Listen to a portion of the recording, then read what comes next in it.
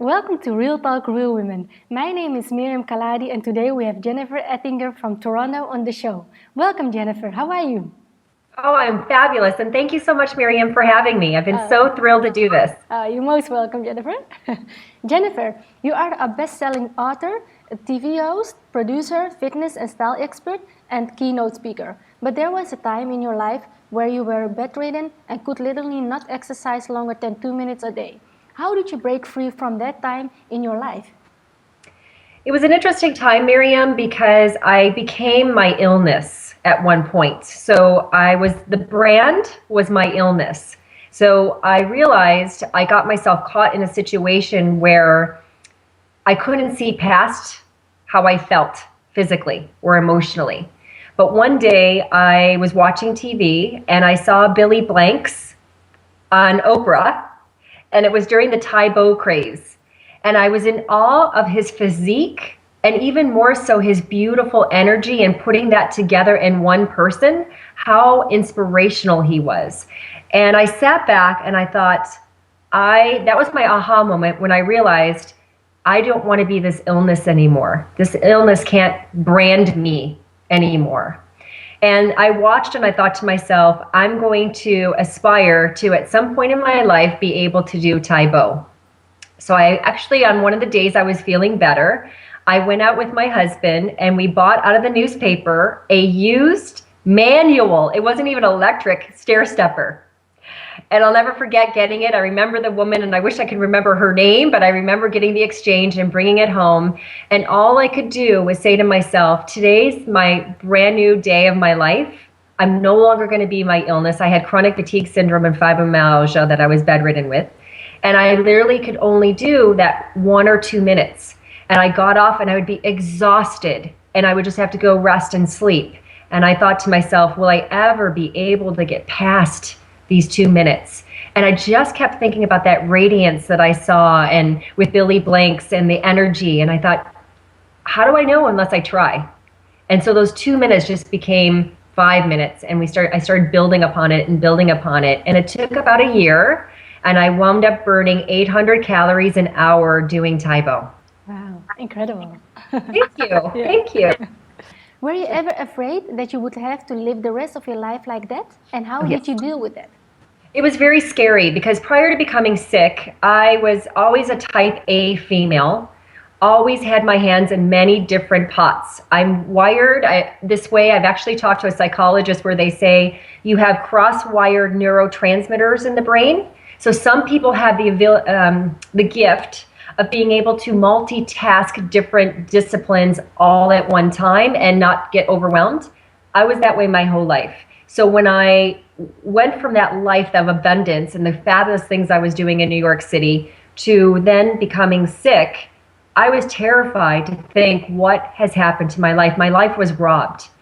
And you're right, I didn't know when I was so sick, I would be so violently ill and so worn out. And it got to a point, Miriam, where I couldn't even look myself in the mirror because the reflection coming back, that wasn't me.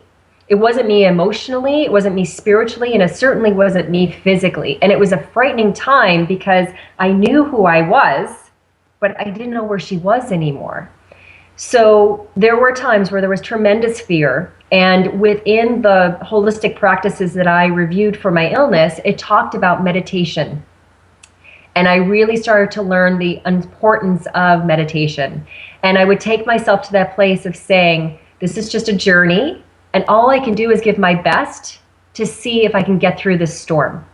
And I just held on to the fact that if I'm truly honoring my body by eating well, by exercising to my ability, to putting my mind in a good place and supplementing with what my body is missing, what are the odds of me staying sick? Right? I had better odds of getting to the other side. And that's exactly what happened, was putting those components together got me through to the belief that I could get well again. Oh, great. Education and feeding your mind has played a large part in your recovery. Can you share your ideas on mindset and mental trips? Absolutely. Because I always say that if it's not working here, if this isn't in a healthy place, your body cannot get in a healthy place. That it has to start with the mind. And I think I've become known for that a bit in terms of my niche, because that is the key to having the physical change within the body. That so many of us create barriers mentally. And that's the biggest challenge that we see with people. You know, and I know, and the beautiful women that you have interviewed, yes, we all know we need to work out well. Yes, we all know we need to eat well. Yes, we all know we need to find time for ourselves. But if you interview how many women are truly practicing that, how many? Yeah. Not a lot. This is why it's such a big topic. So we've got to kind of reverse that triangle and look at truly, if we can put ourselves in a good, healthy mental state, the rest will follow. And I always say, Miriam, that we're either in a crisis, we're coming out of a crisis, or we know someone in a crisis. And how do we normally act within that cycle? Most people who are not holistically sound, or another way of putting it is having a healthier mindset, they tend to go to old habits or quick fixes to deal with the stress of what they're going through. When you become more disciplined with the mindset and you're more at peace with things, those crisis cycles you can handle in a much clearer way because you're grounded. So to me, the key before anything is really what you think about, as they say, you're going to bring about. I agree. Good. Many women are unhappy with the way they look. They look at the magazine covers and say, I wish and if only. But very often that's where it ends. Why are we so good at coming up with excuses and avoiding to take action required to change? I think that's a fabulous question. And I have a hot pink chair next to me, and I call it From the Chair in my studio. And I'll have women come in, and Miriam, they are so interested in change. So you're right. They'll look at the magazines. I want that hair. I want that body. So interested. However, that is only one little step of the puzzle. The big step is to take that interest. That's fabulous. You're interested. But now we have to go into action. And most of us are all based on instant gratification because of the fast world we live in, and they don't want to work. So in order to get the body that they aspire, or people say, oh, look at that woman's body, it's so beautiful. I can tell you, and your beautiful guest you've had way before me, you have to work to get that result. It requires discipline, it requires passion, and it requires a priority within your lifestyle. And many women aren't simply willing to invest in that. So when when I have people in the pink chair, I'll say, it's fabulous, you're interested, but you're not ready, because how you're answering me, I'm not going to be able to help you because you're not at that action phase yet. And if you get to that point where you really have that aha moment, I would love to see if I'm the right fit for you. But until then, how bad do you really want it? And even when I say this, it doesn't mean that it has to be hours upon hours of work. I don't want to scare anyone off. So for a general healthy population person, you could put together a very effective short program for health benefits and start layering slowly to get to the body that they desire. We would never put someone in, training 6 days a week for 7 hours, 8 hours, right? Yeah. So it's small action steps to get them into commitment of action. You talk about shifting the focus from what you don't like or don't have to becoming aware of what you do have. How does that work? I feel that lots of times it comes back to that glass is half empty or the glass is half full philosophy.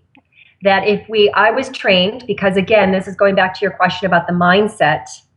I was trained by beautiful coaches who helped me through my illness to teach me the benefit of gratitude and blessings. So when we look at our opportunities and we see the wonderful little things that we might overstep because we always think of the big shadows or the big doom, we're losing out on life and the electricity of life. So what I always have my clients do is start slowly and have 5 things at the end of the day, this is how I started, that they're grateful for.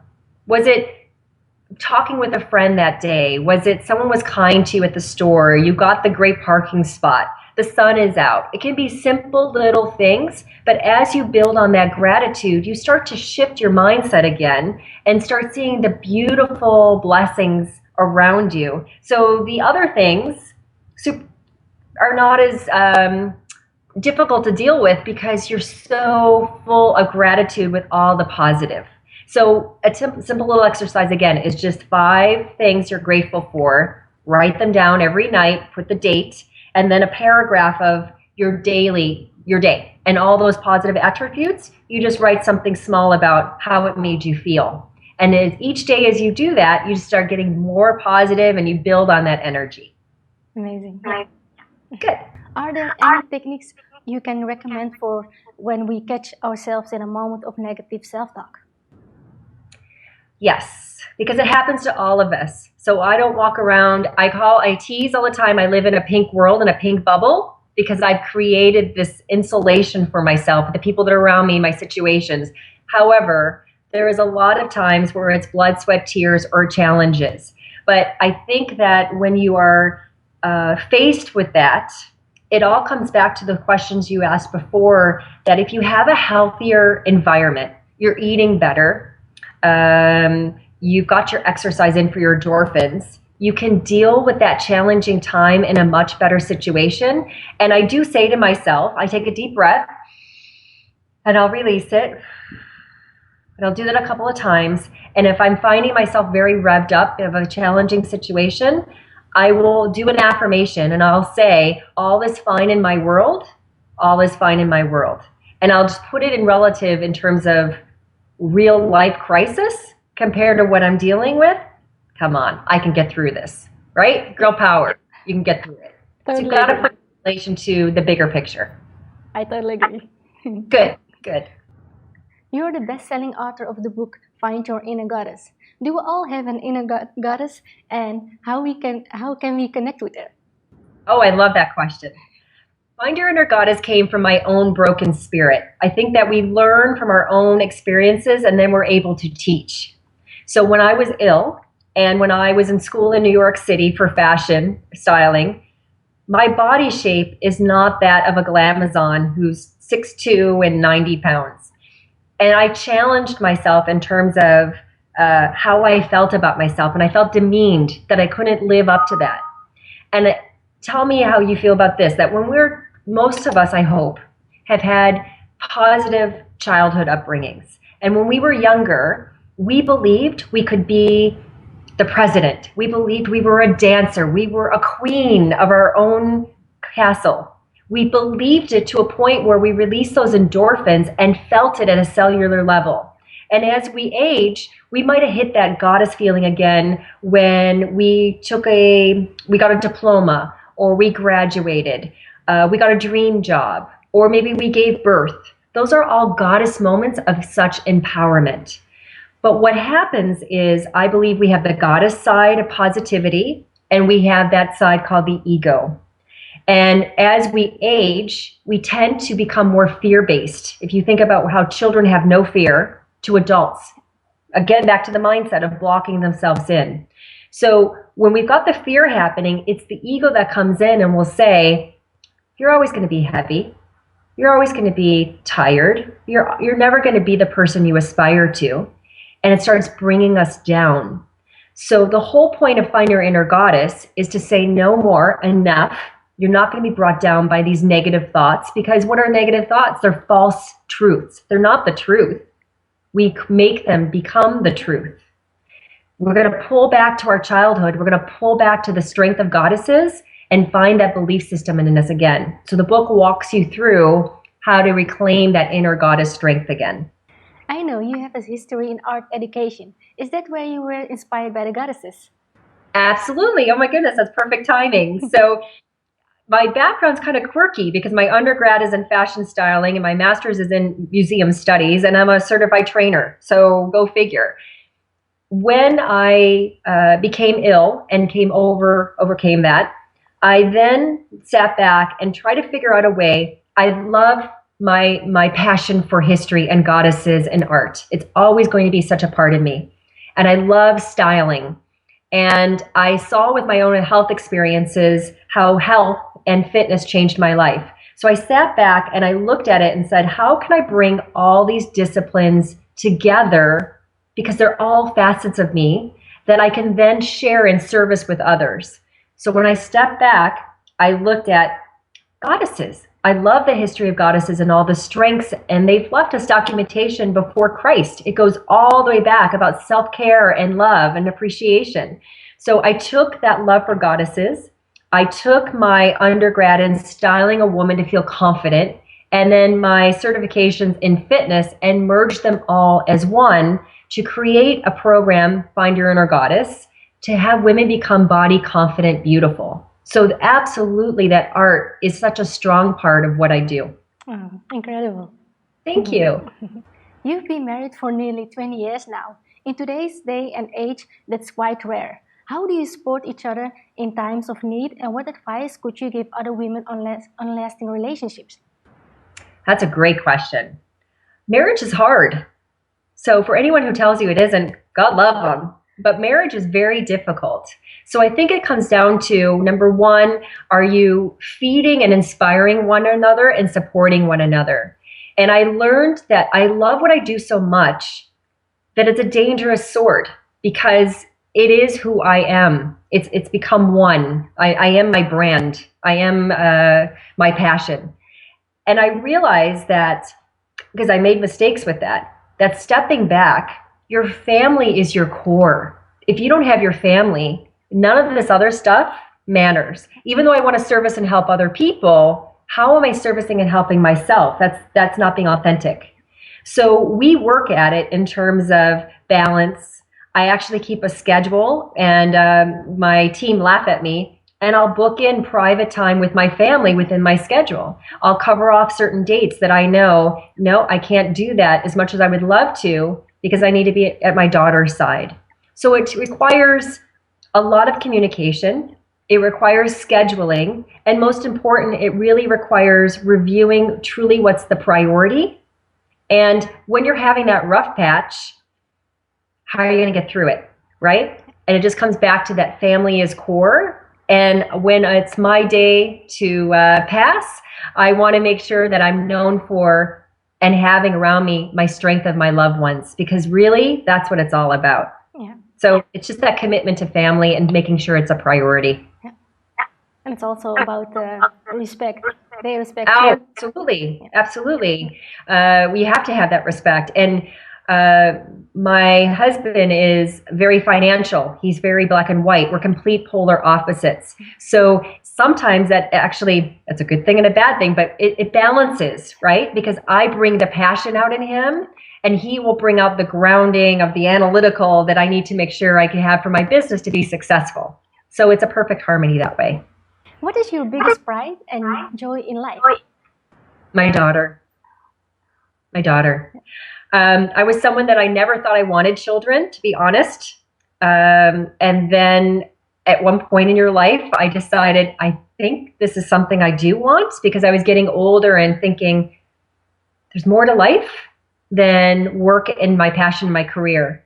And I was blessed with a beautiful little girl. She's 9, and she's my learning lesson every day. And she keeps me grounded. And it's amazing how wise she is, and how, really, going back to your last question, at the end of the day, those are the eyes I want to look into. And it's an honor to be her mother. And I take that with such delicate respect, that she's being molded by my decision making and by how I work my life. And so really, she's just my absolute blessing in life, my passion. Oh. And you do a really good job. Oh, thank you. I try. There are days where I don't. There's no manual, Miriam. So I do what I can, and I learn from my own mistakes. But at the end of the day, I would say that we have a pretty close relationship. That's for sure. Great to hear. Thank you. It was really, really fantastic that you were on the show, Jennifer. Thank you. Thank you for having me. I really enjoyed having you on my show. But anytime, you know where to find me, Miriam. I love what you're all about. I love what you're bringing out to women worldwide. So girl power to you for what you're doing and keeping women inspired. by bringing your shows. Thank you so much. Thank you. Where can people learn more about you online? For Fit Your Style, they can go to fityourstyle.com. And then for any of the speaking or anything like that is also jenniferettinger.com. Okay, and I will make sure to put all the links below the video. Oh, thank you. You're most welcome. Is there anything else you would like to share with our viewers? I would love to say in closing, this is really a mantra that I share with my clients, that if we become aware of our bodies, that's body awareness, which then when we're aware of healthy eating or exercising or how to dress for ourselves to build that confidence, body awareness leads to body confidence, which then resonates a body beautiful. And you have this goddess glow that can't be captured in any beauty bottle because it comes within. So just for your viewers to remember, listeners, body awareness leads to body confidence, which will resonate a body beautiful. Thank you so much again, Jennifer. Thank you. Thank you. It was an absolute pleasure. Anytime. Take care. My name is Miriam Khalladi, and I will see you on the next episode of Real Talk, Real Women.